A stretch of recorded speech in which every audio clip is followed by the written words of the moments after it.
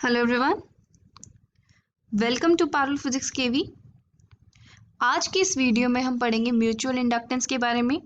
हमने इसको ब्रीफ में डिस्कस किया था कि एक कॉइल में से जब फ्लक्स चेंज होती है, जब उसमें से करंट चेंज होता है तो डेफिनेटली उससे लिंक जो फ्लक्स चेंज होती है उसकी विसिनिटी में एक और कॉइल है। फर्स्ट कॉइल में से फ्लक्स चेंज होने की वजह से सेकेंड कॉइल में से भी फ्लक्स चेंज होगी, जिसकी वजह से सेकेंड कॉइल में ईएमएफ इंड्यूस होगी और इस फिनोमेना को हम बोलते हैं म्यूचुअल इंडक्टेंस। इसको हम एक बहुत सिंपल एक्सपेरिमेंट से रिप्रेजेंट कर सकते हैं। लेट अस सपोज हमारे पास एक प्राइमरी कॉइल है, यहाँ पर दिस हेयर लेफ्ट साइड पे प्राइमरी कॉइल है और राइट साइड पे एक सेकेंडरी कॉइल है। प्राइमरी कॉइल को मैंने कनेक्ट किया है बैटरी से और एक स्विच से, और सेकेंडरी कॉइल को मैंने कनेक्ट किया है गैल्वेनोमीटर से। जैसे ही मैं प्राइमरी कॉइल में से करंट पास कराती हूँ by closing the switch, then the current in the primary coil increases.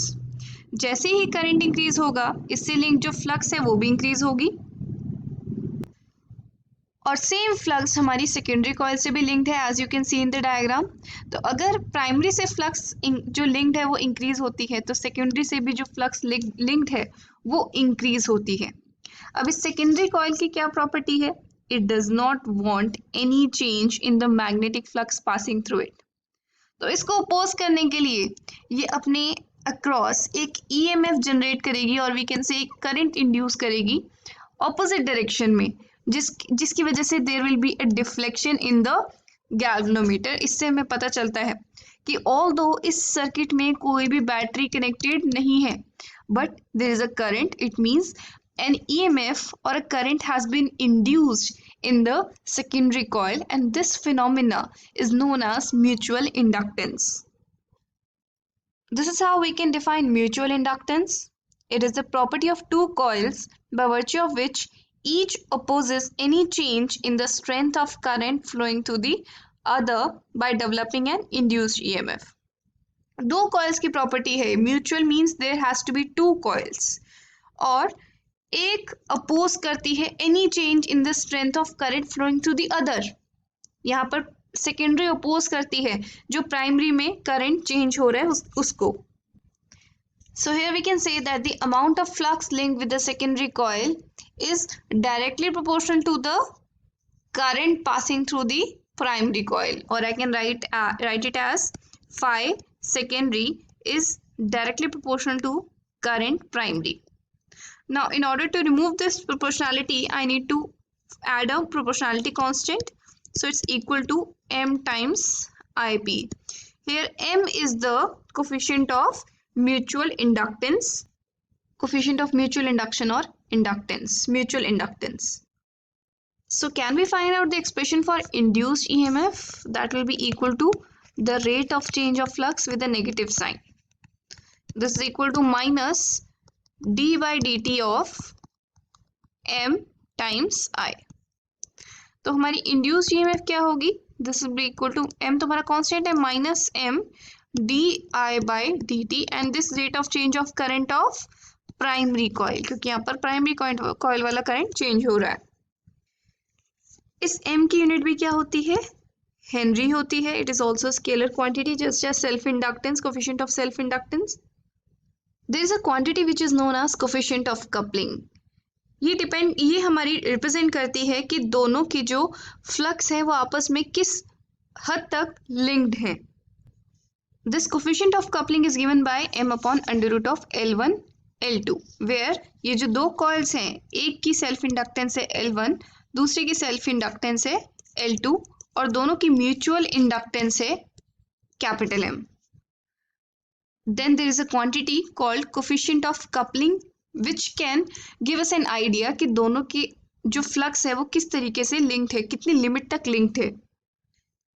इस केस में हमारे K की वैल्यू होगी मैक्सिमम, क्योंकि हम देख सकते हैं कि जितनी फ्लक्स इसमें से पास करेगी, एक में करंट फ्लो करने की वजह से जितनी फ्लक्स पास करेगी, एग्जैक्टली सेम अमाउंट दूसरी कॉइल में से भी पास करेगा, दूसरे सोलेनॉइड में से भी पास करेगा। So here the flux linkage is maximum or coefficient of coupling is maximum. This is a case where coefficient of coupling is minimum. यहाँ पर minimum flux linked होगी, as we can see सारी की सारी जितनी भी मैग्नेटिक फील्ड लाइंस हैं वो कोई भी इसमें से पास नहीं कर रही है। Now we are going to derive an expression for mutual inductance of two solenoids. हमारे पास दो solenoids हैं, उनका हमें mutual inductance का अगर expression derive करना है तो हम कैसे करेंगे? यहाँ पर हमारे पास दो कॉयल हैं, प्राइमरी कॉयल और secondary coil. You can see here the coefficient of coupling is maximum. Let us suppose NP number of turns है इन द प्राइमरी कॉयल, और प्राइमरी कॉयल में जो करंट पास कर रहा है वो है IP, और सेकेंडरी कॉयल में नंबर ऑफ टर्न्स है NS. Now the length is L. Length को मैंने डिनोट किया है स्मॉल l से. जितनी मैग्नेटिक फील्ड मेरी प्राइमरी कॉइल के अंदर है, प्राइमरी सोलेनॉइड के अंदर है, उतनी ही मैग्नेटिक फील्ड मेरी सेकेंडरी सोलेनॉइड से भी पास कर रही है, देख सकते हैं आप. So we can write the flux through the secondary coil is equal to B vector dot AS vector times the number of turns in the secondary coil. यहाँ पर B वेक्टर हमारा magnetic field due to the primary coil होगा, क्योंकि जो magnetic field primary coil के अंदर है वही मैग्नेटिक फील्ड सेकेंडरी कॉइल के भी अंदर है. Since both of them are one of the other, means secondary जो कॉइल है वो प्राइमरी कॉइल के ही अंदर आ रही है. यहाँ पर हमारा डॉट प्रोडक्ट हट जाएगा सिंस cos 0 इज 1. यहाँ पर B वेक्टर और A वेक्टर के बीच में जो एंगल है वो है 0 degree. Now what is the expression for magnetic field inside a long solenoid? ये प्राइमरी कॉइल की बात कर रहे हैं, तो इसके अंदर हम एक्सप्रेशन लिखेंगे mu not times number of turns per unit length of the primary times the current passing through the primary, और एज इट इज हम AS लिख देंगे.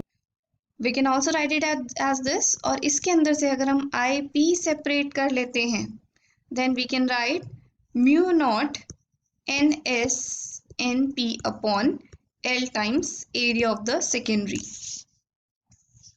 So it means coefficient of mutual inductance over here is given by, since F phi S is equal to M times I, so I can write M is equal to IP. Here M is equal to mu naught NS NP divided by L times A. This is how we can find coefficient of mutual induction or mutual inductance for two long solenoids. तो यहाँ से हम बता सकते हैं कि किन किन चीज़ों पे डिपेंड करता है. Number of turns in the primary and secondary. The core medium, अगर कोई मीडियम हम इंसर्ट कर देते हैं देन उस केस में म्यू नॉट की जगह हम म्यू नॉट म्यू आर लिखेंगे, where mu r is the relative permeability. Then geometry of the coil, that is area of the cross section, here it's AS. Secondary की area पे depend करता है और length of the solenoid पे depend करता है. So I hope this topic of mutual inductance is clear to you. That's all for now. Have a good day.